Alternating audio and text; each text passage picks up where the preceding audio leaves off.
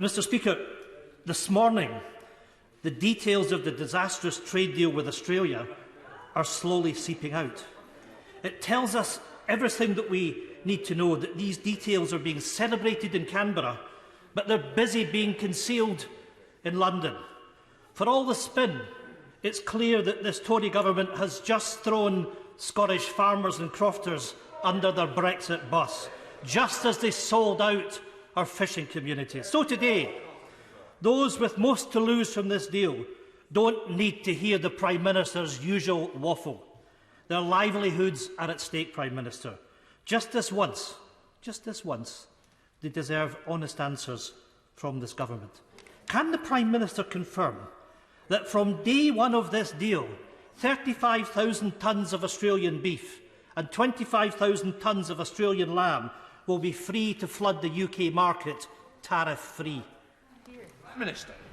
Mr Speaker, this is a great deal for the UK, it's a great deal for Scotland, it's a great deal for Scottish whisky, it's a great deal for Scottish business and services exports, it's a great deal for Scottish legal services, but it's also a great deal for Scottish farming. And how tragic, how absolutely tragic that it should be the posture of the Scottish National Party, Mr Speaker, to see absolutely no way in which Scottish farmers could be able to take advantage of the opportunity to export around the world. What he doesn't realise is there already are £350 million worth of UK food going from this country to Australia. This is an opportunity to turbocharge those exports, to get behind Scottish farming and encourage them, Mr Speaker, not run them down.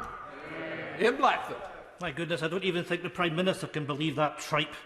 Mr Speaker, in the Tories' desperation to get a post-Brexit trade deal with somebody, with anybody, they've given the farm away, literally. It is blindingly obvious who the winners and who are the losers in this deal.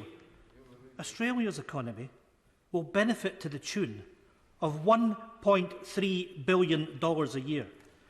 The UK government's own assessment says that the Australian deal is worth just, and I quote, 0.02% of GDP.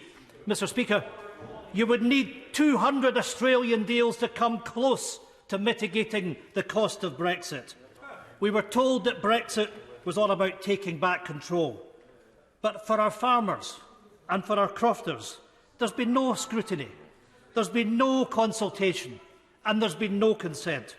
So if the Prime Minister is really confident about the benefits of this deal, does he have the guts to put it to a vote in this House? Mr Speaker, the people of this country voted for this government to get on and deliver free trade deals around the world. And I believe they were totally right.